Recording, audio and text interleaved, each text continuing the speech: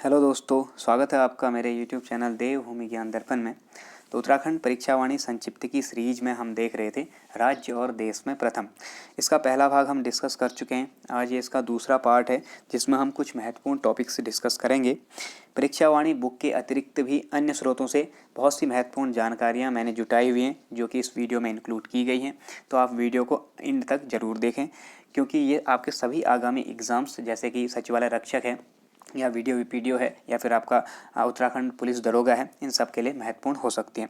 तो चलिए स्टार्ट करते हैं। अगर आप वीडियो को पहली बार देख रहे हैं, चैनल पे पहली बार आए हैं तो चैनल को सब्सक्राइब कीजिए, बेल आइकन को दबाइए जिससे कि आपको लेटेस्ट नोटिफिकेशन मिलते रहें। और अगर वीडियोज़ पसंद आती हैं तो वीडियोज़ को ज़्यादा से ज़्यादा शेयर भी कर दीजिए। तो चलिए स्टार्ट करते हैं। इससे पहले वाला जो भाग है अगर आपने नहीं देखा तो उस भाग को ज़रूर देखें, उसके बाद आप इसे देख सकते हैं। ठीक है, तो देखिए पहला फैक्ट है, राज्य का सबसे बड़ा मंदिर समूह कौन सा है। तो सभी लोगों ने सुना होगा, इसके बारे में पढ़ा होगा जो भी उत्तराखंड की तैयारी कर रहे हैं। उत्तराखंड राज्य का सबसे बड़ा जो मंदिर समूह माना जाता है वह है आपका जागेश्वर धाम। ठीक है, जागेश्वर मंदिर समूह जो कि अल्मोड़ा जनपद में पड़ता है और यहाँ पर आपका देवदार के जंगलों से घिरा हुआ 124 मंदिरों का ये समूह है। वैसे तो बहुत सी जगह 250 मंदिरों का समूह भी लिखा हुआ है। पहले यहाँ पे 250 मंदिर हुआ करते थे, लेकिन इनमें से काफ़ी मंदिर वर्तमान में क्षतिग्रस्त हो गए हैं, इसलिए अभी लगभग 124 या 125 मंदिरों का समूह यहाँ पे अस्तित्व में है। ठीक है, केंद्र सरकार के द्वारा 2018 के आसपास एक योजना चलाई गई थी, आदर्श स्मारक योजना। तो इस योजना के अंतर्गत पूरे देश से लगभग 25 स्मारकों को चिन्हित किया गया था। उन 25 स्मारकों में, आदर्श स्मारकों में जागेश्वर मंदिर समूह को भी सम्मिलित किया गया है। तो ये भी ध्यान रखना, उत्तराखंड का ये एकमात्र स्थल है जिसे आदर्श स्मारक योजना के अंतर्गत चिन्हित किया गया है। ठीक है, आगे चलते हैं। राज्य का सबसे ऊंचाई पर स्थित मंदिर कौन सा है। तो राज्य का सबसे ऊंचाई पर स्थित मंदिर है आपका तुंगनाथ मंदिर, जो कि रुद्रप्रयाग जनपद में ऊखीमठ के आसपास पड़ता है और इसकी ऊंचाई है समुद्र तल से 3680 मीटर, यानी कि 3680 मीटर की ऊंचाई पर ये स्थित है। सभी लोगों ने इसके बारे में भी सुना हुआ होगा। ठीक है, अगला देखें, एशिया का सबसे बड़ा मिट्टी पत्थर से निर्मित बांध। तो देखिए, मिट्टी और पत्थर से निर्मित जो बांध होता है ये एक तरीके का ऐसा बांध है कि जिसे नेचुरल टाइप का लगने के लिए नेचुरली डेवलप किया जाता है। इसे कहा जाता है आपका काफर बांध। ठीक है, मिट्टी पत्थर से निर्मित बांध कहलाता है काफर बांध। तो ये आपका है कालागढ़ बांध। कालागढ़ बांध के बारे में सुना होगा, ये आपका पौड़ी गढ़वाल जनपद में पड़ता है और रामगंगा नदी पर निर्मित है। ठीक है, जो आपका कार्बेट नेशनल पार्क है, कार्बेट नेशनल पार्क के बारे में आपने सुना होगा कि ये नैनीताल और पौड़ी गढ़वाल की सीमा के आसपास पड़ता है, यानी कि यहाँ से यहाँ तक दोनों में फैला हुआ है। ठीक है, थोड़ा बहुत नैनीताल में 208 वर्ग किलोमीटर के आसपास और 312 वर्ग किलोमीटर के आसपास पौड़ी जनपद में है। तो इसके सीमा समाप्त होती है जहाँ पे, यहीं आसपास ही कालागढ़ बांध बनता है जो कि रामगंगा नदी पर है। ठीक है, जो आपका एशिया का सबसे बड़ा बांध है मिट्टी पत्थर से बना हुआ। जबकि बात करें एशिया का सबसे ऊंचा बांध, तो नेक्स्ट फैक्ट है एशिया का सबसे ऊंचा बांध, ये सभी लोगों ने पढ़ा होगा, रटा होगा अच्छे से। ठीक है, एशिया का सबसे ऊंचा बांध है टिहरी बांध, जिसकी ऊंचाई 260.5 मीटर है। ये आपका भागीरथी और भिलंगना नदी के संगम पर, जिसे कहा जाता है आपका गणेश प्रयाग। ठीक है, भागीरथी और भिलंगना का संगम कहलाता है गणेश प्रयाग, तो यहीं पर स्थित है आपका टिहरी बांध। नेक्स्ट देखें, एशिया का सबसे लंबा और सर्वाधिक ऊंचाई पर स्थित रोपवे। तो एशिया का सबसे लंबा और सर्वाधिक ऊंचाई पर स्थित रोपवे जोशीमठ औली रोपवे हो गया। आप सभी लोगों ने पढ़ाई होगा। जोशीमठ और औली के बीच की जो डिस्टेंस है वो आपकी लगभग 15 किलोमीटर के आसपास थी, इसीलिए इस डिस्टेंस को कम करने के लिए रोपवे यहाँ पे चलाया गया। 1983 से इसका निर्माण शुरू हो गया था। ठीक है, और 1994 में बन के तैयार हो गया। तो इसने क्या किया, इस 15 किलोमीटर की डिस्टेंस को कम करके 4.15 किलोमीटर ही रख दिया। ठीक है, तो वर्तमान में आप कह सकते हैं जो जोशीमठ औली रोपवे है ये 4.15 किलोमीटर का है। और यहाँ पर अब आपका केबल कार गंडोला राइड सुविधा भी है। और केबल कार गंडोला राइड क्या होती है, तो देखिए जम्मू कश्मीर राज्य में केबल से जो एक तरीके से यात्रा की जाती है, केबल तार से ऐसे करके केबल लगी होती है और उसमें आपका ऐसे करके एक कार बनाई जाती है इस प्रकार की। ठीक है, और इसमें यात्री बैठते हैं और एक केबल की सहायता से इधर उधर सरकते हैं, तो यही रोपवे है अपने आप में। तो इसी को कहा जाता है आपका गोंडोला राइड्स। ठीक है, तो गोंडोला राइड ये कार है अपने आप में, ये यहाँ भी शुरू कर रखी है जोशीमठ में भी। इससे आप लोग डिस्टेंस तय कर सकते हैं जोशीमठ से औली के मध्य। ठीक है, तो यहाँ से क्वेश्चन बनता है तो आप लोग आराम से इसे कवर कर जाएंगे। चमोली जनपद में है और 4.15 किलोमीटर इसकी डिस्टेंस है। 3016 मीटर की ऊंचाई पर यह स्थित है, इसलिए एशिया का सर्वाधिक ऊंचाई पर स्थित रोपवे से माना जाता है। और जुलाई 1983 में इसका कार्य शुरू हुआ था, जो कि अक्टूबर 1993 में निर्मित हो गया। ठीक है, इंदिरा गांधी के समय पर निर्मित किया गया था। आगे देखें, देश का सबसे लंबा सस्पेंशन ब्रिज।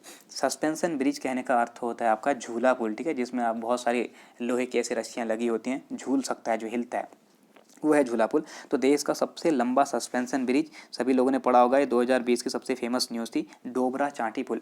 ये डोबरा चांटी पुल जो है ये टिहरी झील के ऊपर ही बनाया गया है। और इस पुल की अगर मेन पुल की बात करें तो मेन पुल की जो लंबाई है वो है 440 मीटर। लेकिन पुल के बाद जहाँ पे आपका नदी के ऊपर ही ऊपर पुल है, यहाँ पे पूरी नदी होगी तो इसके ऊपर ये है, फिर इसके बाद यहाँ पे कुछ पिलर्स लगे होंगे ऐसे, यहाँ ऐसे, तो ये आपका मेन पुल है। इसकी लंबाई 440 मीटर है। उसके बाद यहाँ से यहाँ तक जो आपका एक मार्ग टाइप का बनाया गया है इसको जोड़ने के लिए, तो ये जो मार्ग है इसकी लेंथ अगर आप कुल इसमें काउंट कर लेंगे तो कुल लंबाई हो जाती है 725 मीटर, ठीक है। तो दोनों ही चीज़ें आपसे पूछी जा सकती हैं एग्जाम में, ध्यान रखना पूछा क्या गया है। मुख्य पुल की लंबाई पूछे तो 440 मीटर, कुल लंबाई पूछे तो 725 मीटर आपकी होगी। नेक्स्ट देखें, अभी तक राज्य का सबसे लंबा फ्लाईओवर। तो राज्य का जो सबसे लंबा फ्लाईओवर बना हुआ है यह है आपका हरिपुर कलां फ्लाईओवर। बहुत महत्वपूर्ण है, याद रखना, आगे एग्जाम में बन सकता है। तो हरिपुर कलां फ्लाईओवर जो है ये दून हरिद्वार ऋषिकेश मार्ग पर निर्मित है, जिसकी लंबाई लगभग 2.5 किलोमीटर के आसपास, ठीक है, 2.7 किलोमीटर ये लंबा है, ठीक। नेक्स्ट देखिए, एशिया का सबसे ऊंचा चीड़ वृक्ष है।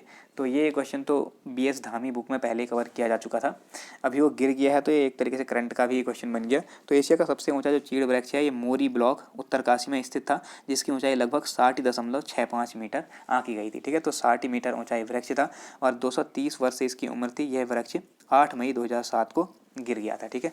तो ये अभी आपका न्यूज में आया था तो इसमें इंक्लूड किया गया है। आगे देखें, एशिया का दूसरा सर्वाधिक ऊंचाई पर स्थित स्टेडियम। तो एशिया का दूसरा सर्वाधिक ऊंचाई पर स्थित स्टेडियम रांची स्टेडियम है, जो कि पौड़ी गढ़वाल जनपद में है। इस रांची स्टेडियम के बारे में डिटेल में मैं कवर कर चुका हूं पहले ही। अगर आपने वो वीडियो नहीं देखी स्पोर्ट्स वाली तो उस वीडियो को ज़रूर देखें, वहाँ पर आप लोग इसके बारे में अन्य फैक्ट देख सकते हैं कि कब इसका उद्घाटन हुआ था, किसने इसका उद्घाटन किया था, इसका नाम किसके नाम पर रखा गया है। तो ये सारी चीज़ें इसके बारे में हमने कवर की हुई हैं, ठीक है। आगे देखिए, भारत का सर्वाधिक खेल मैदान वाला कैंपस, तो ये भी हमने कवर किया हुआ है उसी वीडियो में, तो आप उसी में जाके देख सकते हैं। यह आपका राष्ट्रीय इंडियन मिलिट्री कॉलेज देहरादून में, ठीक है। ऐसे मैंने बताया था कि RIMC से कहा जाता है। यहाँ पे राष्ट्रीय को नेशनल से चेंज नहीं किया गया, यहाँ पे राष्ट्रीय का R ही लिखा जाता है। तो राष्ट्रीय इंडियन मिलिट्री कॉलेज RIMC, तो ये देहरादून में स्थित है, जहाँ पे सर्वाधिक खेल मैदान है। आगे देखें, राज्य का सबसे लंबा लकड़ी का पैनल हॉल, तो ये भी हम डिस्कस कर चुके हैं।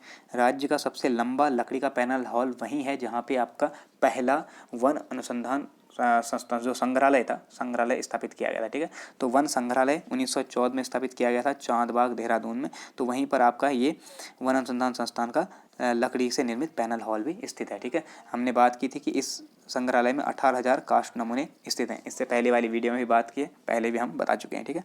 तो वही है लकड़ी का पैनल हॉल। नेक्स्ट देखें, देश का प्रथम कंजर्वेशन रिजर्व कहाँ पर है। तो देश का प्रथम कंजर्वेशन रिजर्व यानी कि संरक्षण रिजर्व जो है ये आपका आसन कंजर्वेशन रिजर्व, और ये देहरादून में स्थित है, जो कि 2005 में स्थापित किया गया था। इस आसन कंजर्वेशन रिजर्व को आपका जो 1971 में कन्वेंशन हुआ था, कौन सा था, रामसर कन्वेंशन, ठीक है। रामसर कन्वेंशन 1971 में हुआ था, 2 फरवरी 1971 को। इसलिए ये जो कन्वेंशन हुआ था ये आर्द्र भूमि के संरक्षण के लिए हुआ था। आर्द्र भूमि कहने का मतलब होता है जहाँ पे पानी की मात्रा भी होती है, भूमि की मात्रा भी हुई, आर्द्र भूमि उसे कहा जाता है, दलदली क्षेत्र टाइप का आप कह सकते हैं। तो आर्द्र भूमि के संरक्षण के लिए 2 फरवरी 1971 को एक कन्वेंशन रामसर में हुआ था, और ईरान की एक जगह है रामसर, तो इसीलिए 2 फरवरी को आर्द्रभूमि दिवस, विश्व आर्द्रभूमि दिवस मनाया जाता है। तो इसी कन्वेंशन के अंतर्गत सम्मिलित कर दिया गया है इस आसन कंजर्वेशन रिजर्व को। तो आप कह सकते हैं कि ये आपका जो आसन कंजर्वेशन रिजर्व है ये वर्तमान में एक आर्द्रभूमि है, आर्द्रभूमि साइट में सम्मिलित है, ठीक है।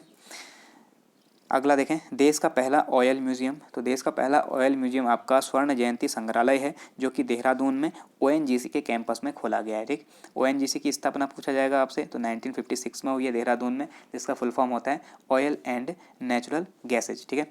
तो ऑयल एंड नेचुरल गैसेज जो कैंपस है इसी में आपका देश का पहला ऑयल म्यूजियम स्थापित किया गया है। अगला देखें, भूगर्भ से संबंधित देश का प्रथम संग्रहालय। तो इसके बारे में भी हम पहले पढ़ चुके हैं। यह आपका वाडिया संस्थान, जो कि देहरादून में है और 1968 में स्थापित किया गया था।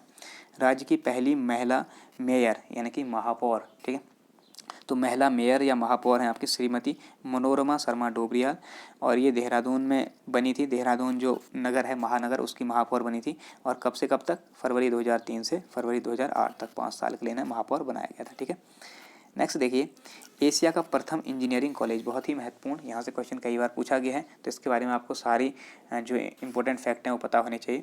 तो देख लेते हैं, एशिया का पहला इंजीनियरिंग कॉलेज है भारतीय प्रौद्योगिकी संस्थान रुड़की, यानी कि रुड़की इंजीनियरिंग कॉलेज जिसे कहा जाता है, वही आपका एशिया का पहला इंजीनियरिंग कॉलेज था। इसकी स्थापना 1847 में तब हुई थी जब यहाँ पर आपका ऊपरी गंगा नहर का निर्माण कार्य चल रहा था। तो ऊपरी गंगा नहर के निर्माण कार्य को सही तरीके से करने के लिए, कुशल व्यक्ति तैयार करने के लिए ही इस संस्थान की स्थापना 1847 में की गई थी। क्योंकि ऊपरी गंगा नहर का निर्माण 1842 से 1854 के मध्य चला, ये आप लोगों ने पढ़ा होगा। ठीक है। तो इसी दौरान 1847 में यहाँ पे एशिया का पहला इंजीनियरिंग कॉलेज स्थापित किया गया, जिसका नाम रखा गया था थॉमसन कॉलेज। ठीक है। तो शुरुआत में तो केवल इंजीनियरिंग कॉलेज इसे कहा गया, लेकिन 1854 में इसका नाम रख दिया गया Thomson College of Civil Engineering. ये पूरा इंजीनियरिंग को ही डेडिकेट कर दिया गया, तो Thomson College of Civil Engineering 1854। लेकिन इसके बाद जब भारत आज़ाद हुआ तो स्वतंत्रता के बाद इसका नाम थॉमसन से हटाकर थॉमस कॉलेज ऑफ इंजीनियरिंग कर दिया गया। पहले था Thomson College of Civil Engineering, अब इसे कर दिया गया थॉमस कॉलेज ऑफ इंजीनियरिंग। लेकिन इसी के 2 साल बाद, यानी कि 1947 में भारत आज़ाद हुआ था, 1947 में, 2 साल बाद 1949 में इसे विश्वविद्यालय का दर्जा मिला। ये क्वेश्चन बन चुका है भैया, बहुत महत्वपूर्ण है। ठीक है। इसको आईआईटी का, वर्तमान में आईआईटी है लेकिन आईआईटी का दर्जा बाद में मिला है, पहले इसे विश्वविद्यालय का दर्जा मिला। तो पूछा जा सकता है कब मिला? 1949 में मिला था विश्वविद्यालय का दर्जा, और इसका नाम हो गया था आपका रुड़की विश्वविद्यालय। ठीक है। उसके बाद 21 सितंबर 2001 को देश के 7वें आईआईटी का दर्जा इसे दे दिया गया। तो इसे आईआईटी का दर्जा मिला है 21 सितंबर 2001 को। और ये आईआईटी बनने वाला देश का कौन सा संस्थान था? 7वां संस्थान था। ठीक है। तो ये 7वां आईआईटी बन गया आपका। इससे पहले विश्वविद्यालय का दर्जा 1949 में मिल गया था। ठीक। तो ये भी आप लोग ध्यान में रखेंगे, 21 सितंबर 2001 को 7वां आईआईटी बना देश का। इसके बाद इसे स्वतंत्र भारत का पहला तकनीकी विश्वविद्यालय होने का गौरव भी प्राप्त है। तो आप लोग कह सकते हैं, अगर आपसे क्वेश्चन बनता है स्वतंत्र भारत का पहला तकनीकी विश्वविद्यालय कौन सा था, तो इंजीनियरिंग कॉलेज है, इसलिए तकनीकी विश्वविद्यालय यही होगा। ठीक है। आगे देखिए, नेक्स्ट, भारत का पहला ऐसा संस्थान जहां पर भूकंप इंजीनियरिंग का अलग विभाग है। तो भूकंप के बारे में डिटेल अध्ययन करने के लिए, चीज़ों को सीखने के लिए, समझने के लिए भूकंप इंजीनियरिंग का जो अलग विभाग स्थापित किया गया है वो रुड़की इंजीनियरिंग कॉलेज में ही किया गया है। ठीक है। और ये कब शुरू हुआ? 1960 ईस्वी में। तो भूकंप इंजीनियरिंग का अलग विभाग 1960 में यहाँ पे स्थापित किया गया। इसके अलावा 1986 में यहाँ पे मॉडर्न शेक टेबल फैसिलिटी भी शुरू की गई, और 1995 में जल संसाधन विकास प्रशिक्षण केंद्र की यहाँ शुरुआत की गई, जो कि भारत में एकमात्र है, या फिर भारत का पहला आप लोग कह सकते हैं। ठीक है। तो भारत में जल संसाधन विकास प्रशिक्षण केंद्र की शुरुआत सबसे पहले कहाँ हुई थी? यहीं पे रुड़की में ही हुई थी। आगे देखें, एशिया का पहला हाइड्रो पावर इंजीनियरिंग कॉलेज। तो हाइड्रो पावर इंजीनियरिंग कॉलेज है, तो यहाँ पर आपका जल से संबंधित जो महत्वपूर्ण चीज़ें हैं उनको सिखाया जाता होगा, इसलिए ये कहाँ पे स्थापित किया गया? टिहरी में। ठीक है। और 2009 में इसका शिलान्यास हो चुका है, अभी शुरुआत हुई नहीं है। आगे देखें, राज्य का प्रथम मानसिक चिकित्सा संस्थान। तो मानसिक रोगियों के इलाज के लिए या फिर मानसिक रोगों पर अध्ययन करने के लिए जो मानसिक चिकित्सा संस्थान स्थापित किया गया है, ये सेलाकुई देहरादून में स्थापित किया गया है। आपको पता होगा सेलाकुई को फार्मास्यूटिकल सिटी कहा जाता है। ठीक है। तो फार्मास्यूटिकल्स की है, फिर औषधीय नगर इसे कहा जाता है। तो यहीं पर आपका मानसिक रोग चिकित्सा संस्थान भी स्थापित किया गया है। आगे देखें, राज्य के सर्वाधिक नरभक्षी बाघों और गुलदारों का शिकार करने वाले जो प्रसिद्ध व्यक्ति हैं वो हैं आपका लखपत सिंह रावत, जो कि गैरसैंण चमोली के निवासी हैं। ठीक है। इन्हें उत्तराखंड का कारबेट कहा जाता है। ठीक है। नेक्स्ट देखें, दौड़ में राज्य के सर्वाधिक स्वर्ण पदकधारी एथलीट जो हैं ये आपके सुरेंद्र सिंह भंडारी हैं, सर्वाधिक गोल्ड मेडल लाने वाले। नेक्स्ट देखिए, राज्य की प्रथम परिवहन विमान कमांडर। तो राज्य की पहली परिवहन विमान कमांडर क्षमता वाजपेयी हैं, जो कि चंडाक पिथौरागढ़ से बिलोंग करते हैं। ठीक है। नेक्स्ट देखिए, राज्य की प्रथम महिला बॉडी बिल्डर और मिस वर्ल्ड बॉडी बिल्डिंग प्रतियोगिता विजेता। तो ये है आपकी भूमिका शर्मा, जो कि हंसा मंडाल की बेटी हैं। ठीक, वेट लिफ्टर हंसा मंडाल थी, इनकी बेटी भी वेट लिफ्टर है। आगे देखिए, राज्य की प्रथम महिला नौसेना लेफ्टिनेंट और पाल नौका से समुद्र का चक्कर लगाने वाली पहली महिला, तो ये है आपकी वर्तिका जोशी। नेक्स्ट देखें, एवरेस्ट पर चढ़ने वाले, ये वर्तिका जोशी जो है आपके देहरादून से संबंधित हैं, इन्हें आप एक बार सर्च कर लेना, ठीक। एवरेस्ट पर चढ़ने वाले राज्य के पहले व्यक्ति। अब एवरेस्ट पर चढ़ने वाली प्रथम महिला देश की कौन से हैं, ये तो सभी लोग जानते हैं, लेकिन एवरेस्ट पर चढ़ने वाले राज्य के पहले व्यक्ति कौन थे, तो ये क्वेश्चन अगर बनता है तो ध्यान रखेंगे, ये हैं आपके हरीश चंद्र सिंह रावत, ठीक है। और ये कब चढ़े थे, 29 मई 1965 ईस्वी को ही चढ़ गए थे एवरेस्ट पे। तो एवरेस्ट चढ़ने वाले उत्तराखंड के पहले व्यक्ति हैं हरीश चंद्र सिंह रावत। जबकि एवरेस्ट फतह करने वाली देश एवं राज्य की पहली महिला की बात होगी तो ये आपकी बछेंद्री पाल हैं, जो कि 23 मई 1984 को एवरेस्ट पर चढ़ी थी। आगे देखिए, हिमालय को पार करने वाले महिला दल की नेतृत्व करता। तो पूरे हिमालय रेंज का इनने चक्कर लगाया था और हिमालय रेंज को पार करने वाली जो महिला दल यहाँ से गुजरा था, उस महिला दल का नेतृत्व बछेंद्री पाल ने ही किया था। ये 4 फरवरी से 15 अगस्त 1997 तक ये दल चला था और इन्होंने लगभग 4,000 किलोमीटर की यात्रा की थी। तो पूरी हिमालय रेंज का इन्हें लगभग चक्कर लगाया था, उसको पार किया था, ठीक है। तो ये महत्वपूर्ण है, याद रखेंगे। आगे देखें, इसके साथ साथ इन्होंने एक और काम किया सेम टू सेम, ये किया थार रेगिस्तान, जो कि 2000 किलोमीटर की डिस्टेंस पे फैला था। तो थार रेगिस्तान 2000 किलोमीटर को पार करने वाले दल का नेतृत्व किसने किया था, ये भी आपका बछेंद्री पाल ने किया था, जो कि 2008 में किया था। और इसी कारण से 2008 में लिम्का बुक में इनका नाम दर्ज किया गया था, ठीक। तो ये 2 घटनाएं बहुत महत्वपूर्ण जिन्हें याद रखेंगे। एक आपका 1997 में हिमालय को पार किया 4000 किलोमीटर यात्रा, और दूसरा थार रेगिस्तान को पार किया 2000 किलोमीटर की यात्रा 2008 में, ठीक है। आगे देखें, एक वर्ष के अंदर दोनों ध्रुवों पर तिरंगा फहराने वाली देश और राज्य की प्रथम महिला कौन थी। तो दक्षिणी ध्रुव और उत्तरी ध्रुव, ठीक है, इन पर एक साथ तिरंगा फहराने वाली जो देश की पहली महिला बनी है वो है डॉक्टर विनीता फर्त्याल। ये आपकी नैनीताल जनपद से संबंधित हैं और भूगर्भ वैज्ञानिक तथा पुरा वनस्पति वैज्ञानिक हैं, ठीक है। लेकिन इसके बाद इन्होंने क्या किया है, स्पोर्ट्स क्षेत्र में आकर दोनों ध्रुवों पर तिरंगा फहराने वाली ये देश के और राज्य की भी पहली महिला बनी। आगे चलें, अंटार्कटिका यानी कि दक्षिणी ध्रुव, ठीक है, इस पर 900 किलोमीटर के स्कीइंग ट्रैक को 40 दिन में पूर्ण करने वाली राज्य की प्रथम महिला, ये हम पहले भी कवर कर चुके हैं, ये आपकी रीना कौशल धर्मसत्तू हैं, जो कि पिथौरागढ़ के मुनस्यारी क्षेत्र की निवासी हैं और इन्होंने दिसंबर 2009 में ये कारनामा करके दिखाया था, इसलिए महत्वपूर्ण है, ठीक है। आगे देखें, देश और प्रदेश में सर्वाधिक यानी कि 7 बार एवरेस्ट फतह करने वाले पर्वतारोही कौन है, तो इनका नाम भी आप लोगों ने सुना होगा, लवराज सिंह धर्मसत्तू, जो कि मुनस्यारी पिथौरागढ़ से बिलोंग करते हैं। आगे देखें, एवरेस्ट फतह करने वाली सबसे कम उम्र यानी कि 20 वर्ष की जुड़वा बहनें, तो सबसे कम उम्र की जुड़वा बहनें हैं तासी और नुंगसी मलिक, जिन्होंने वर्ष 2013 में 20 वर्ष की आयु में एवरेस्ट फतह किया था। लेकिन अभी अगर आपसे पूछा जाता है कि एवरेस्ट फतह करने वाली सबसे कम उम्र की उत्तराखंड की महिला कौन है, तब आप लोग ध्यान रखेंगे वो है आपकी शीतल राज, ठीक है। ये भी पिथौरागढ़ जनपद की हैं, शीतल राज पिथौरागढ़ जनपद की हैं, जिन्होंने सबसे कम उम्र में एवरेस्ट फतह किया है, ठीक है। तो ये भी आप लोग ध्यान में रखेंगे। आगे देखते हैं, विश्व में नेक्स्ट है, विश्व में सबसे कम उम्र में दक्षिणी ध्रुव पर स्कीइंग करने वाली जुड़वा बहनें। तो दक्षिणी ध्रुव पर स्कीइंग करने वाली जुड़वा बहनें भी तासी और नुंगसी मलिक हैं। जहाँ पर भी जुड़वा बहनें आएगा तो यही दोनों आएंगी, तासी और नुंगसी मलिक। इन्होंने दिसंबर 2014 में दक्षिणी ध्रुव पर स्कीइंग करने वाली महिला बनी थी, ठीक है। नेक्स्ट देखें, इनसे रिलेटेड एक और फैक्ट है, दक्षिणी ध्रुव फतह करने वाली रीना कौशल धर्मसत्तू के बाद दूसरी भारतीय महिलाएं कौन है, तासी और नुंगसी मलिक, ठीक है। नेक्स्ट देखें, विश्व में the 7 summit club hall of fame, ठीक है, द 7 समिट क्लब, ये हम पहले भी पढ़ चुके हैं। हॉल ऑफ फेम में शामिल होने वाली सबसे कम उम्र की महिलाएं, ये भी तासी और नुंगसी मलिक हैं, तो इसके बारे में हम पहले डिस्कस कर चुके हैं। नेक्स्ट देखिए, एक और उपलब्धि इनके नाम, विश्व के 7 महाद्वीपों के सर्वोच्च चोटियों के साथ साथ दोनों ध्रुवों को फतह करके एक्सप्लोरर्स ग्रैंड स्लैम का खिताब प्राप्त करने वाली विश्व की प्रथम जुड़वा बहन है, ये भी तासी और नुंगसी मलिक, ठीक है। तो जो आपका इनका वो 7 समिट है हॉल ऑफ फेम वाला, इसमें इन्होंने क्या किया था, विश्व के 7 महाद्वीपों के सर्वोच्च चोटियों को फतह किया था, ठीक है। इसके बाद इन्होंने इन दोनों को एक साथ किया, 7 चोटियों को भी फतह किया, 7 महाद्वीपों के, फिर उसके बाद दोनों ध्रुवों को फतह किया, तो इसको एक्सप्लोरर्स ग्रैंड स्लैम का खिताब मिला था। तो ये भी तासी नुंगसी मलिक है।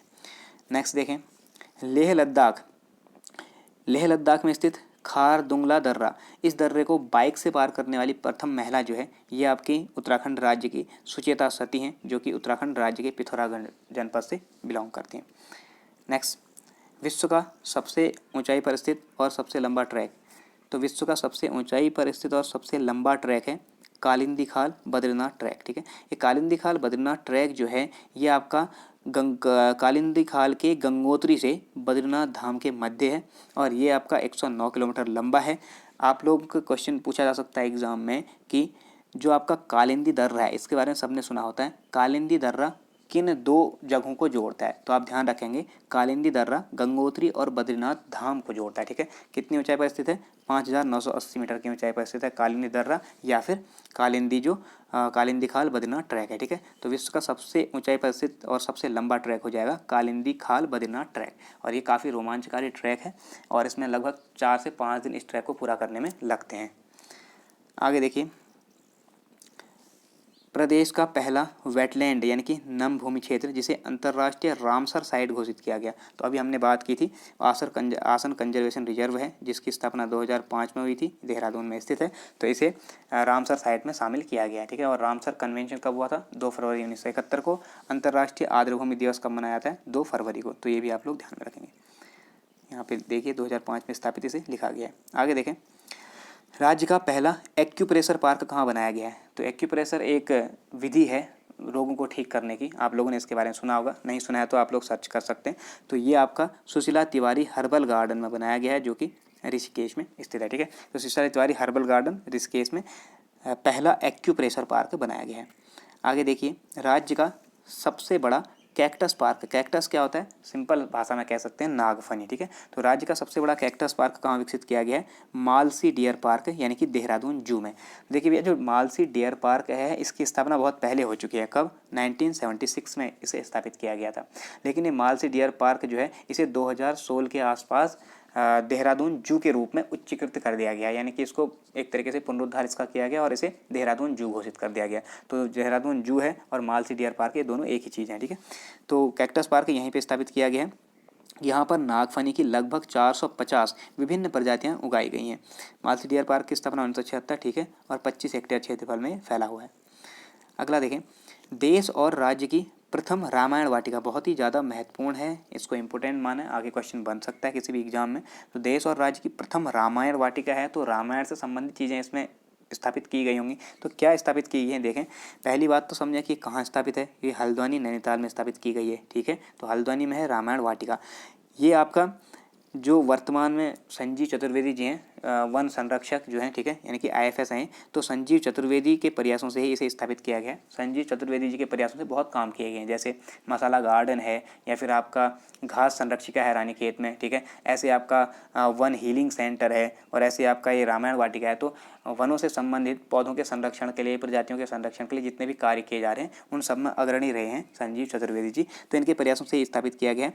अब इसमें खास बात यह है कि 14 वर्षों के वनवास के दौरान भगवान राम जिन जंगलों से गुजरे उन जंगलों में तब के समय में मौजूद रही जो वनस्पतियां थी उन वनस्पतियों का यहाँ संरक्षण किया गया, क्योंकि वो वनस्पतियां एग्जिस्ट करती हैं। ठीक है, बहुत से लोग मानते हैं कि रामायण जैसी कोई चीज़ हुई नहीं थी, ये केवल मनगढ़ंत कहानी है। तो उन्हीं सबके लिए एक तरीके से करारा जवाब है कि जो भी वाल्मीकि के रामायण में लिखी गई चीज़ें हैं उनके प्रमाण मिल रहे हैं। तो उन औषधियों को ढूंढकर, चाहे वो आपका यहाँ मिल रही हो या फिर पूरा श्रीलंका तक के पूरे रूट पे जहाँ भी मिल रही हो वहाँ से लाकर उन्हें यहाँ संरक्षित किया जा रहा है। ठीक है, क्योंकि ये दुर्लभ पौधे हैं अपने आप में। देखिए, वाटिका में वाल्मीकि रामायण में वर्णित उत्तराखंड की संजीवनी बूटी से लेकर श्रीलंका में पाई जाने वाली नागकेसर सहित 149 वनस्पतियों को संरक्षित किया गया है। तो ये महत्वपूर्ण बात हो जाती है, इसे ध्यान में रखेंगे। कितनी इसमें वनस्पति प्रजातियां संरक्षित हैं? 149। ठीक है, और इसमें उत्तराखंड से संजीवनी बूटी को भी रखा गया है और साथ ही साथ श्रीलंका की नागकेसर प्रजाति को भी इसमें रखा गया है। ठीक, तो ये रामायण वाटिका बहुत महत्वपूर्ण है। कहाँ खोली गई है? हल्द्वानी नैनीताल जनपद में। आगे देखिए, एशिया का सबसे बड़ा ट्यूलिप गार्डन कहाँ विकसित किया गया है? तो देखिए, एशिया का सबसे बड़ा ट्यूलिप गार्डन इसे नाम दिया गया, लेकिन अभी ये एशिया का सबसे बड़ा ट्यूलिप गार्डन है नहीं। हाँ, प्रयास किया जा रहा है इसे सबसे बड़ा बनाने का। तो ध्यान रखेंगे कि ये जो ट्यूलिप गार्डन है ये मुनस्यारी में स्थापित किया जा रहा है। मुनस्यारी कहाँ पड़ता है? पिथौरागढ़ जनपद में, और ये समुद्र तल से 9000 फीट की ऊंचाई पर स्थापित किया गया है। ठीक, तो यहीं से क्वेश्चन बन सकता है। आप लोग ध्यान में रखेंगे कि एशिया का सबसे ऊंचाई पर स्थित एशिया का सबसे बड़ा जो ट्यूलिप गार्डन है उसका नाम है आपका इंदिरा गांधी ट्यूलिप गार्डन। ठीक है, शायद आप लोगों ने सुना होगा, ट्यूलिप की खेती सबसे ज़्यादा जम्मू कश्मीर में होती थी, ठीक है। तो इंदिरा गांधी ट्यूलिप गार्डन है जो कि अपने आप में जम्मू कश्मीर राज्य के श्रीनगर में पड़ता है, ठीक है। श्रीनगर जम्मू कश्मीर में ही पड़ता है। और ये आपका जो जम्मू कश्मीर में डल झील है, डल झील और वुलर झील आप लोगों ने सुना होगा, तो डल झील और जबरवान पहाड़ियों के बीच में स्थित है। इससे पहले सिराज बाग नाम से जाना जाता था, तो इस सिराज बाग को ही उच्चीकृत कर दिया गया है इंदिरा गांधी ट्यूलिप गार्डन के रूप में। तो ये अभी वर्तमान में एशिया का सर्वाधिक सबसे बड़ा अपने आप में ट्यूलिप गार्डन है, ठीक है। तो मुंशियारी में स्थित जो ट्यूलिप गार्डन है इसे इससे भी बड़ा बनाने का प्रयास किया जा रहा है। ये त्रिवेंद्र रावत जी का सपना था एक तरीके से, ठीक है। तो अब ये बनता है नहीं बनता है वो हम बाद में देखेंगे, लेकिन अभी मुंशियारी में जो ट्यूलिप गार्डन है वो विकसित किया गया है, ठीक। आगे देखें, देश और राज्य का पहला एरोमेटिक गार्डन कहाँ विकसित किया गया है। तो एरोमेटिक गार्डन कहने का मतलब होता है जहाँ पर सुगंधित पौधे लगाए जाते हैं, ठीक है। एरोमेटिक कहने का अर्थ हुआ सुगंधित पौधे, जिनमें सुगंध बनती है, जिनसे सुगंध आती है। तो इनका उपयोग बहुत सारी प्रसाधन सामग्री बनाने में किया जा सकता है, क्रीम बनाने में, पाउडर बनाने में, अगरबत्तियाँ बनाने में, परफ्यूम बनाने में, ठीक है। तो वो होते हैं एरोमेटिक गार्डन। तो एरोमेटिक गार्डन विकसित किया गया है सुरभि वाटिका नाम से। किस नाम से? बहुत ज़्यादा महत्वपूर्ण है, सुरभि वाटिका, ठीक। और ये कहाँ विकसित किया जा रहा है ये भी आप लोगों से क्वेश्चन बन सकता है, बहुत ही महत्वपूर्ण, लाल कुआं नैनीताल में, ठीक। तो आप लोग ऐसे करके याद रखेंगे कि कुएं से खुशबू आएगी। अब कुएं में एरोमेटिक गार्डन बना है, ठीक है, तो कुएं से खुशबू आएगी। तो लाल कुआं नैनीताल में आपका एरोमेटिक गार्डन बन रहा है, जिसमें देश के विभिन्न राज्यों से 140 सगंध प्रजाति के पौधों को कलेक्ट करके यहाँ पे स्थापित किया जा रहा है, लगाया जा रहा है, ठीक है। तो ये आप लोग ध्यान में रखेंगे। आगे देखिए, राज्य का सर्वाधिक ऊंचाई पर स्थित हर्बल गार्डन। हर्बल गार्डन क्या होता है? जहाँ पे आपका एक तरीके से कह सकते हैं जो औषधीय पौधे हैं ना, औषधीय पौधों को जहाँ उगाया जाता है उसी को हर्बल गार्डन कह दिया गया, ठीक है। तो राज्य का सर्वाधिक ऊंचाई पर स्थित हर्बल गार्डन कहाँ है? माड़ा गांव, चमोली में, ठीक। और ये 11,000 फीट की ऊंचाई पर स्थित इस हर्बल गार्डन में जो 40 प्रजातियाँ संरक्षित की गई हैं या उगाई जा रही हैं, वो सभी 40 प्रजातियाँ औषधीय दृष्टि से दुर्लभ श्रेणी की हैं। और यहीं से अभी एक क्वेश्चन बना था आपका पुलिस वाले एग्जाम में, शायद या पुलिस वाले में या फिर कनिष्ठ सहायक वाले एग्जाम में बना था, ठीक है। तो उसके भी आप लोग इसमें इंक्लूड कर लेना। जो दुर्लभ प्रजाति पूछी गई थी कि ये नीलगिरी की दुर्लभ प्रजाति है, उसका वही वाला फैक्ट गलत था। वो आपका कहाँ की प्रजाति थी? ये हिमालय की दुर्लभ प्रजाति थी, ठीक है, औषधीय प्रजाति।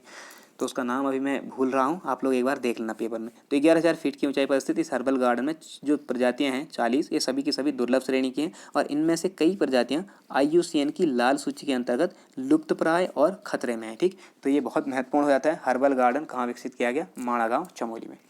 नेक्स्ट देखिए, देश का पहला थैलस गार्डन कहाँ विकसित किया जा रहा है। तो देखिए, थैलस गार्डन होता क्या है, पहले आप लोग ये समझिए। थैलस कहने का अर्थ हुआ, थैलस मतलब आप लोग समझेंगे थैला, ठीक है। थैलस मतलब थैला, ऐसे पौधे जिनमें जड़, तना और पत्ती ऐसी संरचना नहीं होते हैं, ठीक है। ऐसे पादप हैं तो अपने आप में पादप, और पादप क्यों कहेंगे? क्योंकि उनमें प्रकाश संश्लेषण होता होगा, अपना भोजन बना रहे होंगे, क्लोरोफिल होता होगा, ठीक है, तो उन्हें हम पादप कह देते हैं। लेकिन ये ऐसे पादप हैं जिनमें जड़, तना, पत्ती जैसी कोई संरचना नहीं होती, खाली एक थैला जैसा होगा, उसी को कहेंगे हम थैलस, ठीक है। तो ऐसे करके आप लोग याद रखेंगे। तो देश का और राज्य का भी पहला थैलस गार्डन कहाँ विकसित किया जा रहा है? पातलथौड़, मुंशियारी में, जो कि पिथौरागढ़ जनपद के अंदर पड़ता है। और इस गार्डन में काई की यानी कि लाइकेन की लगभग 391 प्रजातियां संरक्षित की गई हैं। अब देखिए, थैलस के अंतर्गत कौन कौन सी चीज़ें सम्मिलित होती हैं, तो ये ध्यान रखने वाली बात है। थैलस में आपके लाइकेन आते हैं, ठीक है, लाइकेन इसमें आते हैं, शैवाल इसमें आते हैं, ठीक, कवक इसमें आते हैं, फर्न इसमें आते हैं। तो ये सारी की सारी प्रजातियां जो हैं अपने आप में थैलस के अंतर्गत आती हैं। और धीरे धीरे ये क्या होती हैं? विकसित होती चली जाती हैं। तो धीरे धीरे इनमें फर्न जो होते हैं उनमें आभासी जड़, सॉरी, फर्न में वास्तविक जड़ आ जाते हैं, लेकिन पूरी तरीके से विकसित नहीं है। ऐसे आपके जो कवक हैं, कवक में आपके आभासी जड़, सॉरी, शैवाल में आपके आभासी जड़ देखने को मिल जाते हैं, ठीक है। तो इस प्रकार की प्रजातियाँ, इन्हें थैलस कहा जाता है। आगे देखें, राज्य का प्रथम मॉस गार्डन। तो मॉस जो होते हैं ये आपके फर्न की प्रजाति है। और फर्न क्या है? वो सबसे प्रारंभिक पौधे हैं जिन्हें हम पौधे कह सकते हैं, क्योंकि इनमें जड़, तना, पत्ती जैसी संरचनाएं विकसित हो जाती हैं, ठीक है। हालांकि बहुत ज़्यादा डेवलप नहीं होती, इनमें वेस्कुलर बंडल जो संवहन होता होते हैं, जाइलम फ्लोएम, वो पूरी तरीके से डेवलप नहीं होते, लेकिन फिर भी इनमें जड़, तना, पत्ती होती हैं। तो फर्न सबसे प्रारंभिक पौधे हैं, तो इन्हें फर्न को ही मॉस कहा जाता है। एक तरीके से फर्न का ही प्रकार है मॉस। तो राज्य का पहला मॉस गार्डन कहाँ विकसित किया गया है? खुरपाताल, नैनीताल में, ठीक है। और ये 10 हेक्टेयर क्षेत्रफल में फैला है। तो मॉस गार्डन है खुरपा ताल में, ये भी ध्यान रखेंगे। अगला देखिए, उत्तर भारत का प्रथम ऑर्किड संरक्षण केंद्र। तो ऑर्किड के फ्लावर सबने देखे होंगे, काफ़ी इंपॉर्टेंट है। तो ऑर्किड संरक्षण केंद्र विकसित किया गया है मंडल घाटी में, जो कि चमोली में पड़ती है, ठीक है। नेक्स्ट देखिए, देश का पहला प्राकृतिक रूप से विकसित फर्नाटम फर्नाटम कहने का अर्थ है आपका फर्न संरक्षण केंद्र। अभी मैंने बताया फर्न क्या है, ये भी अपने आप में एक तरीके से थैलोफाइटा के अंतर्गत ही आते हैं। ठीक है, हम जब ये वनदुर्गा वाली सीरीज पढ़ेंगे तो उसके अंदर हम इसको इंक्लूड करेंगे। तो फर्नाटम या फर्न संरक्षण केंद्र कहाँ विकसित किया गया है, क्वेश्चन बन सकता है भैया, महत्वपूर्ण है काफ़ी। ठीक है, और ये रानीखेत अल्मोड़ा में स्थापित किया गया है कालिका वन रेंज के अंतर्गत। किसके प्रयासों से, वही आपके संजीव चतुर्वेदी जी के प्रयासों से। ठीक है, तो ये ध्यान रखना, देश का पहला प्राकृतिक रूप से विकसित फर्नाटम या फर्न संरक्षण केंद्र, फर्न वाला रानीखेत में, घास संरक्षण रानीखेत में। ठीक है, आगे देखें, औषधीय गुणों से भरपूर फर्न प्रजातियों के संरक्षण के लिए इसे स्थापित किया गया है। ठीक, अब एक इंपॉर्टेंट फैक्ट मैंने यहाँ पे इंक्लूड कर दिया, हंसराज। यहाँ से क्वेश्चन बन सकता है, जैसे वो क्वेश्चन बना था जो अभी मैं डिस्कस कर रहा था, उसी प्रकार से हंसराज। हंसराज क्या है, ये उत्तराखंड की एक विशिष्ट फर्न प्रजाति है। बहुत ही महत्वपूर्ण फैक्ट है, ध्यान में रखेंगे। उत्तराखंड की एक विशिष्ट फर्न प्रजाति है हंसराज। इसकी जड़ों का उपयोग मुख्यतः सर्पदंश यानी कि सांप ने काट लिया तो वहाँ पर इसका उसके प्रभाव को कम करने के लिए किया जाता है। और कालिका वन रेंज में इसकी सबसे ज़्यादा प्रजातियाँ यानी कि 10 प्रजातियाँ इसकी पाई गई हैं। ठीक है, तो इनके संरक्षण के लिए आपका ये जो फर्न संरक्षण केंद्र रानीखेत अल्मोड़ा में स्थापित किया गया है। आगे देखिए, पौधों हेतु देश का पहला पोस्ट एंट्री क्वारंटाइन सेंटर कहाँ बनाया जा रहा है, तो पोस्ट एंट्री कहने का मतलब है एंट्री बाद में होगी, पोस्ट एंट्री। ठीक है, यानी कि एंट्री बाद में होगी, पहले वो उन्हें क्वारंटीन किया जाएगा। तो विदेश से जितने भी पौधे की प्रजातियाँ मंगाई जाती हैं तो उनमें ऐसा हो सकता है कि बहुत सारे जो आपके ऐसे कीट आ जाएं या फिर ऐसे कुछ जीन्स उनमें आ जाएं जो कि यहाँ की प्रजातियों के लिए, जो स्थानीय प्रजातियाँ हैं उनके लिए खतरा बन जाए। तो क्या किया जाता है कि पहले उन्हें लाया जाएगा और मगरा टिहरी में जो स्थापित किया गया है क्वारंटाइन सेंटर, यहाँ पे रखा जाएगा कुछ महीनों तक रख के उनको अच्छे से रिसर्च किया जाएगा, इनमें कोई ऐसी चीज़ें तो नहीं हैं जो यहाँ की स्पीसीज़ के लिए खतरा बन जाए। और अच्छे से जांचने के बाद जब वो पास हो जाते हैं अपने परीक्षण में, उसके बाद ही उन्हें यहाँ पे इंट्रोड्यूस कराया जाएगा। ठीक है, इससे यहाँ की जो स्थानीय प्रजातियाँ हैं इन्हें खतरे से बचाया जा सकता है। तो उसी को कहा गया आपका पोस्ट एंट्री क्वारंटीन सेंटर। ये 100 करोड़ की लागत से तैयार किया गया है, कहाँ, मगरा टिहरी में। ठीक है, यानी कि पौधों को डायरेक्ट नहीं जाएगा, पहले अगर मगर किया जाएगा। तो मगरा में है क्वारंटीन सेंटर पौधों के लिए, या विदेशों से आयातित पौधे यहाँ पे क्वारंटीन होंगे। ठीक, आगे देखिए, देश का पहला घास संरक्षण केंद्र। तो घास की जो प्रजातियां हैं, घास की कितनी प्रजातियां यहाँ पे पाई जा रही हैं, उन प्रजातियों से बहुत ज़्यादा फायदे हमें होते हैं। ठीक है, घास प्रजातियों से, घास का सबसे बड़ा जो बेनिफिट है ना, एक तो ये आपका भूस्खलन को रोकता है, और दूसरा बात, जो ग्लोबल वार्मिंग का जो प्रभाव बढ़ रहा है उस प्रभाव को नियंत्रित करने में जो सूक्ष्म प्रजातियां हैं, चाहे वो घास हो चाहे फिर उससे छोटी हो, काई, लाइकेन, शैवाल जैसी प्रजातियां, ये अपने आप में बहुत ज़्यादा इंपॉर्टेंट रोल प्ले करते हैं। ठीक है, तो इनका संरक्षण करना आवश्यक है। तो देखिए, देश का पहला घास संरक्षण केंद्र, अब ये देश का पहला है तो पूछा जा सकता है, ये आपका द्वारसो रानीखेत में स्थापित किया गया है। ये द्वारसो हो गया है, द्वारसो या फिर द्वारसो कहते हैं। ठीक है, इसे द्वारसो, तो द्वारसो जगह का नाम है। द्वारसो रानीखेत में स्थापित किया गया है घास संरक्षण केंद्र, और ये 3 एकड़ क्षेत्रफल में फैला है। इस केंद्र में घास की 90 प्रजातियों को संरक्षित किया गया है। महत्वपूर्ण है, पूछा जा सकता है भैया, कितनी प्रजातियां, 90 प्रजातियों को संरक्षित किया गया है। यहाँ पर राजस्थान में पाई जाने वाली जेवड़ घास, जिसे कि जानवरों के लिए बहुत ही ज़्यादा पौष्टिक माना जाता है और इससे दूध उत्पादन की क्षमता बढ़ती है जानवरों की, तो राजस्थान की जेवड़ घास तथा नेपाल की टाइगर घास। नेपाल की टाइगर घास एक तरीके से ऐसी घास है जिससे आपका झाड़ू बनाए जाते हैं। ठीक है, जिसके ऐसे बाल टाइप के होते हैं, उससे झाड़ू बनती है, और नेपाल की बहुत सारी महिलाएं इस पर निर्भर करती हैं अपने व्यवसाय के लिए। तो वो घास भी यहाँ पे संरक्षित घोषित की गई है या फिर यहाँ उगाई जा रही है। ठीक है, तो ये बहुत महत्वपूर्ण फैक्ट हैं इस घास संरक्षण से संबंधित, तो इन्हें आप लोग ध्यान में रखेंगे। आगे देखिए, देश का पहला पॉलिनेटर पार्क है। तो पॉलिनेटर पार्क आपने एक प्रोसेस सुनी होगी, पॉलिनेशन की प्रोसेस। ठीक है, पोलिनेशन या पोलन ग्रेन तो सुना होगा। ये क्या होते हैं, परागकण होते हैं, जो आपके पुष्प होते हैं, ये इस तरीके से पुष्प होता है आपका। ठीक है, ये मादा पुष्प हो गया, और यहीं पे पुष्प में एक और ऐसे करके ऑर्गन होता है, इसे कहता है आपका पुंकेसर। ठीक है, ये आपका नर वाला भाग है, ये मादा वाला भाग है। तो यहाँ से इसके अंदर आपके छोटे छोटे छोटे कण बनते हैं, एक तरीके से ये आपके मेल गैमेट्स हैं। तो ये यहाँ से जब ये टूटेगा तो इससे बाहर निकलेंगे और उड़ के यहाँ पे चले जाते हैं। ठीक है, लेकिन कुछ प्रजातियाँ ऐसे होते हैं जिनमें ये यहाँ से उड़ के यहाँ तक नहीं जा पाते हैं। तो क्या होगा कि मधुमक्खियाँ हैं, तितलियाँ हैं, या फिर छोटे छोटे पक्षी या फिर अन्य जीव हैं, वो क्या करते हैं, यहाँ पे आते हैं इसकी सुगंध से आकर्षित होकर, और यहाँ पे बैठेंगे, उनके शरीर में वो चिपकेगा, फिर वो यहाँ से उड़ के यहाँ जाएंगे, तो यहाँ पे गिरा देंगे। इससे क्या हो जाएगा, पॉलिनेशन या जो परागण की क्रिया है वो संपूर्ण हो जाएगी, और फिर यहाँ से नए पुष्पी पादप या फिर नए पौधे इनसे बन जाएंगे। अगर ये प्रक्रिया नहीं हुई तो इसका जो वंश है यहीं पर समाप्त हो जाएगा। तो ये जो प्रक्रिया है यहाँ से यहाँ जाने की, इसे कहा जाता है आपका पॉलिनेशन। तो पॉलिनेशन कराने वाले जो वाहक हैं, चाहे उनमें तितलियाँ हों, मधुमक्खियाँ हों, पक्षी हों या कीट हों, इन्हें ही कहा जाता है आपका पॉलिनेटर। ठीक है, तो इन पॉलिनेटरों के विकास के लिए या फिर इनके संरक्षण के लिए देश का पहला पोलिनेटर या परागणकर्ता पार्क कहाँ विकसित किया गया है? ये आपका हल्द्वानी नैनीताल में विकसित किया गया है। बहुत ज़्यादा महत्वपूर्ण है, आपसे क्वेश्चन घुमा के पूछा सकता है कि पोलिनेटर पार्क किसके संरक्षण के लिए विकसित किया गया है? तो आप ध्यान रखेंगे तितलियों, मधुमक्खियों, पक्षियों और कीटों की, क्योंकि अगर ये चीज़ें नहीं होंगी, आप लोगों ने एक फैक्ट सुना होगा कि अगर मधुमक्खियाँ खत्म होगी तो मानव जाति समाप्त हो जाएगी। क्यों समाप्त हो जाएगी भैया? क्योंकि तितली, मधुमक्खी, पक्षी या कीट ऐसे जीव हैं जो कि बहुत से पुष्पीय पादपों में पॉलिनेशन करने के लिए रिस्पॉन्सिबल हैं। जैसा कि मैंने बताया, अगर पॉलिनेशन की प्रक्रिया नहीं हुई, परागण नहीं हुआ, तो नया पौधा बन ही नहीं पाएगा, ना फल बनेगा ना बीज बनेगा। तो अचानक क्या हो जाएगा, जितने भी आपके पुष्पीय पादप हैं वो धीरे धीरे समाप्त होने शुरू हो जाएंगे। वो समाप्त हो गए तो हमें कोई अनाज नहीं मिलेगा, और अनाज के अभाव में हम लोग जानवरों को खाएंगे। कितने जानवर खा लेंगे? जानवर समाप्त हुए तो हम भी समाप्त हो जाएंगे, है ना। तो इस प्रकार से आपके जो ये पॉलिनेशन करने वाले वाहक हैं ये बहुत ज़्यादा महत्वपूर्ण होते हैं, ठीक है। तो इसी कारण से पॉलिनेटर पार्क बनाया गया है। बाहर के अगर आप देशों में देखते हैं तो वहाँ कई सालों पहले ही ये पॉलिनेटर पार्क स्थापित करके काफ़ी अच्छी कंडीशन में हज़ारों की संख्या में स्थापित करके चल रहे हैं, ठीक है। लेकिन यहाँ अभी जागरूकता नहीं है, तो अभी पहला ही ये किया गया है उत्तराखंड में, हल्द्वानी नैनीताल में, और ये 4 एकड़ क्षेत्रफल में फैला हुआ है। इसमें तितलियों, मधुमक्खियों, पक्षियों या फिर कीटों की लगभग 40 प्रजातियों को संरक्षित किया गया है, ठीक है। इसका उद्देश्य क्या है? पुष्पीय पादपों में परागण की प्रक्रिया को संपन्न करने वाली प्रजातियों का संरक्षण करना, ठीक। आगे देखिए, देश का पहला क्रिप्टोगैमिक यानी कि बिना बीज वाली वनस्पतियों का जो पार्क है वो कहाँ स्थापित किया गया है? तो क्रिप्टोगैम और फेनेरोगैम्स दो चीज़ें होती हैं भैया, ध्यान रखें। बायोलॉजी के अंतर्गत आप लोग पढ़ेंगे कि पौधे जो होते हैं, पादप, ये बहुत शुरुआती, इससे रिलेटेड मैंने एक वीडियो डाली है, ओरिजिन ऑफ लाइफ, जीवन का जो शुरुआत कैसे हुई, उद्भव कैसे हुआ, ठीक है। तो वहाँ पे आप लोग देखेंगे कि समुद्र में जीवों की शुरुआत हुई थी, तो इससे धीरे धीरे आपके कुछ पादप प्रजातियाँ भी बनी हुई है, ठीक है।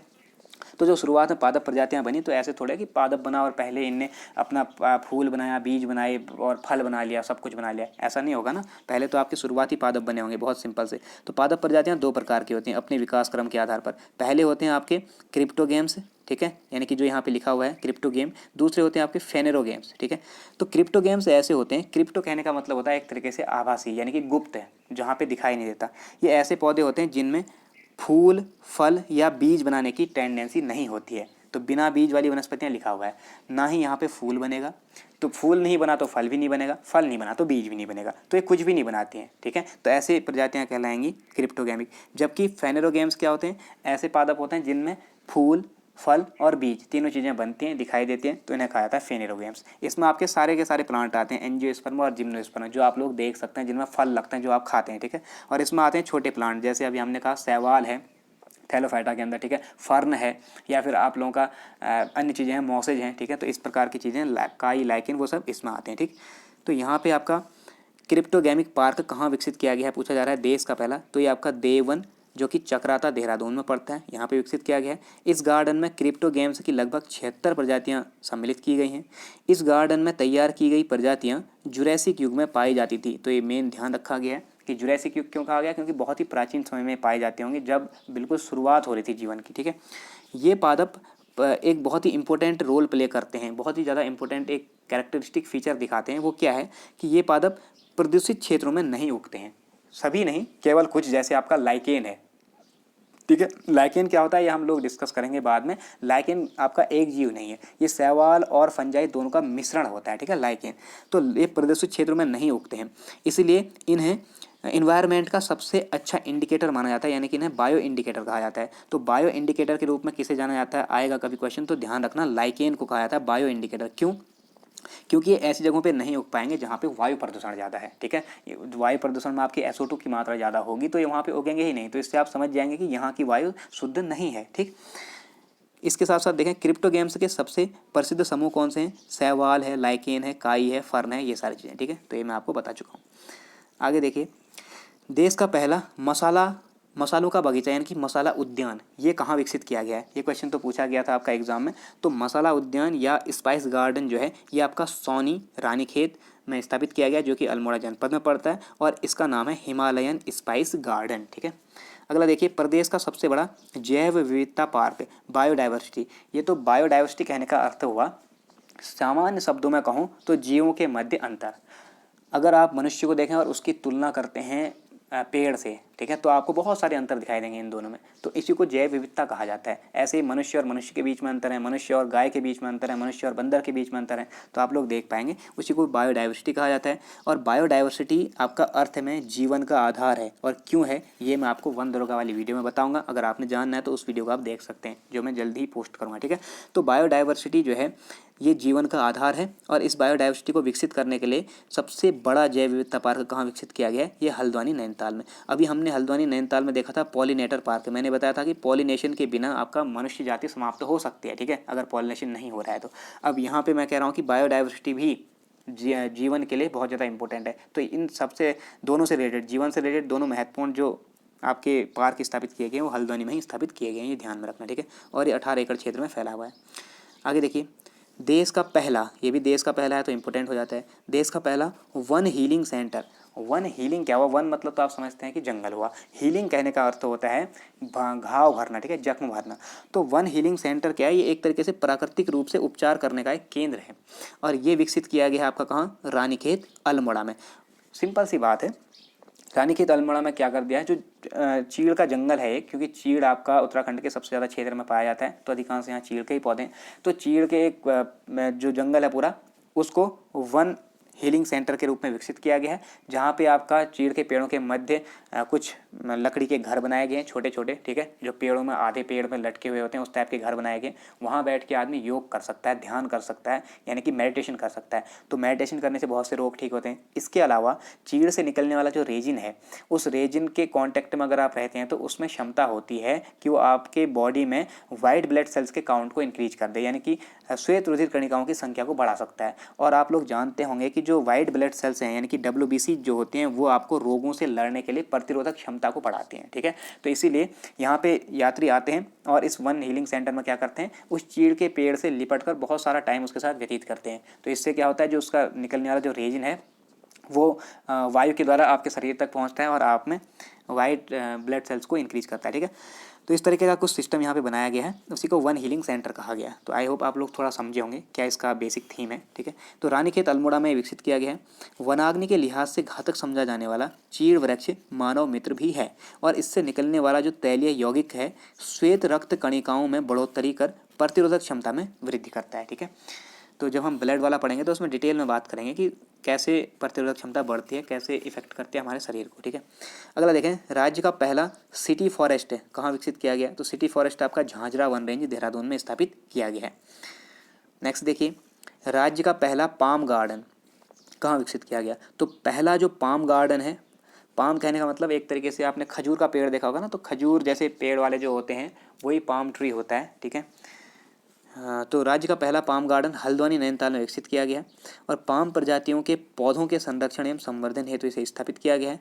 पाम प्रजाति के पौधों से ही खजूर, सुपारी और तेल भी प्राप्त किया जाता है, तो इन सब के लिए महत्वपूर्ण है। मुख्य वन संरक्षक जो अभी हैं वर्तमान में संजीव चतुर्वेदी जी, जिनका प्रयास मैंने बताया बहुत सारी जगहों पे है। तो मुख्य वन संरक्षक संजीव चतुर्वेदी के अनुसार जो टकील पाम है, ये महत्वपूर्ण है, टकील पाम, ठीक है, पूछा जा सकता है टकील पाम कहाँ की स्थानीय प्रजाति है करके। तो टकील पाम ऐसी प्रजाति है जो कि पिथौरागढ़ और चकराता एरिया में ही मिलती है। तो पिथौरागढ़ और देहरादून इन दो जनपदों में ही पाया जाता है आपका टकील नामक पाम प्रजाति, ठीक है। आगे चलिए देखें, राज्य का पहला डायनासोर पार्क कहाँ विकसित किया गया है। अब डायनासोर पार्क में भैया डायनासोर तो संरक्षित किए नहीं जाएंगे, अब ऐसा तो है नहीं ना डायनासोर की खेती करने लग गए हम लोग, तो डायनासोर तो आपको नहीं मिल सकते। लेकिन क्या इसमें खास किया जाएगा, देखो डायनासोर पार्क हल्द्वानी नैनीताल में विकसित किया जा रहा है, और यहाँ पर डायनासोर के टाइम का जो डायनासोर का जो युग था, उस युग में उत्पन्न होने वाली जो वनस्पतियाँ हैं, इन वनस्पतियों का संरक्षण एवं अध्ययन किया जाएगा। तो एक तरीके से ये कौन सा है, क्रिप्टोगेमिक पार्क ही है, ठीक है। तो उसी पार्क को यहाँ पे डायनासोर पार्क के रूप में प्रख्यापित किया गया है। नेक्स्ट देखिए, राज्य की प्रथम ड्रोन एप्लीकेशन रिसर्च सेंटर, यानी कि डार्क, DARK से कहा जाता है, ठीक है, ड्रोन एप्लीकेशन रिसर्च सेंटर, ये कहाँ स्थापित किया गया पूछा जाएगा, तो IIT पार्क देहरादून में, ठीक है, sorry IT park, information technology park Dehradun. और राज्य का प्रथम साइबर सिक्योरिटी ट्रेनिंग सेंटर, तो ये भी कहाँ है, IT पार्क देहरादून। तो ये दोनों चीज़ें IT पार्क देहरादून से आप याद रखेंगे। नेक्स्ट देखिए, देश का प्रथम forest drone force FDF, forest क्षेत्र में जो आपकी संदिग्ध गतिविधियां हैं उन पर नज़र रखने के लिए फॉरेस्ट ड्रोन फोर्स का गठन किया है। उत्तराखंड सरकार के द्वारा। तो ये देश का पहला राज्य हो गया जहाँ पे फॉरेस्ट ड्रोन फोर्स स्थापित की गई है और ये इसकी शुरुआत की है दिसंबर 2018 में, तो इसको भी ध्यान में रखेंगे। अगला देखें, देश का पहला इंडोर स्पोर्ट्स क्लाइंबिंग सेंटर।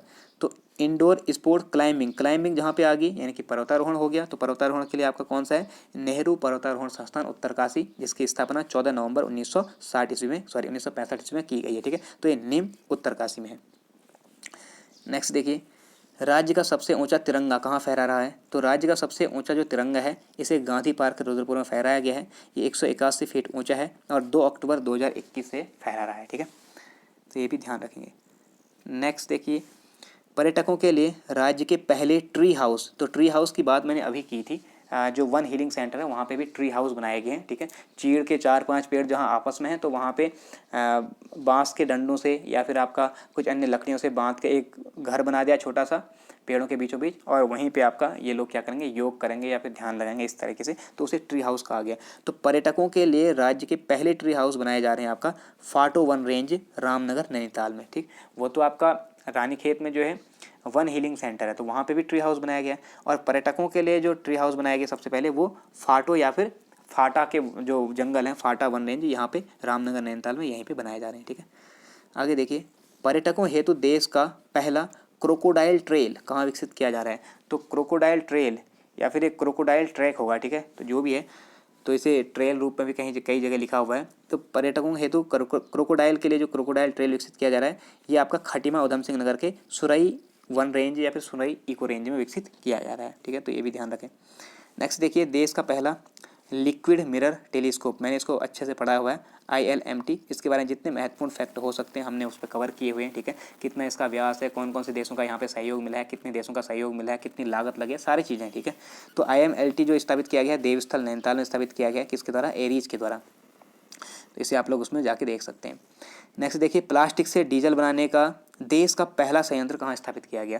तो ये क्वेश्चन तो पहले बन चुका है भैया एग्जाम में। ठीक है, तो जिनने भी वीडियो देखी थी उनने ये सही लगाया होगा क्योंकि मैंने करंट अफेयर वाली वीडियो में कवर किया था। तो प्लास्टिक से डीजल बनाने का देश का पहला जो संयंत्र स्थापित किया गया ये भारतीय पेट्रोलियम संस्थान देहरादून के परिसर में स्थापित किया गया था। कब, अगस्त 2019 में। ठीक है, तो ये थी आज की वीडियो जिसमें हम लोग ने देश और राज्य में प्रथम जितनी भी चीज़ें थी या फिर देश और राज्य में सबसे बड़ा, सबसे पहला, सबसे आगे, इस टाइप की सारी चीज़ें डिस्कस कर ली हैं। ठीक है, ये परीक्षावाणी संक्षिप्तकी की सीरीज चल रही है जिसके अंतर्गत हम प्रयास करेंगे सचिवालय रक्षक तक आपका संक्षिप्तकी के मोस्ट इंपॉर्टेंट जो चैप्टर्स हैं उन्हें हम समाप्त कर पाएँ। ठीक है, तो वीडियो कैसी लगी कमेंट करके जरूर बताएं। मिलते हैं नेक्स्ट वीडियो में, तब तक अपना ध्यान रखें। Thank you.